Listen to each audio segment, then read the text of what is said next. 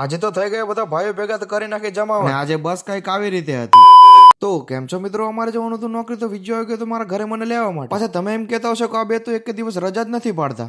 તો મિત્રો રજા ના પડાય ને કે પેટ્રોલ પુરાવાના નથી. તો પછી ફટાફટ પુરાવી લીધું છે મેં પેટ્રોલ પુરાવીને એકદમ બાબલા જેવો થઈને હું વિજય નીકળી ગયા નોકરી જવા માટે. ફટાફટ સ્ટોપે પોકીને મૂકી દીધું બાઇક. સ્ટોપે પોકેટ મળી ગયા કરણબેન રાકેશભાઈ, તો એમને મળી લીધું. તો એટલામાં આવી ગઈ હતી અમારી બસ. તો હેલ પીતા પીતા અમે બેસી ગયા પછી બસમાં. આજે તો બસ કઈક આવી હતી, ઉપરનું બધું હલતું હતું. તો પછી જો આવું હલે ને ભાઈ હર્ષિયા જોજે ઉપર પડે નહીં.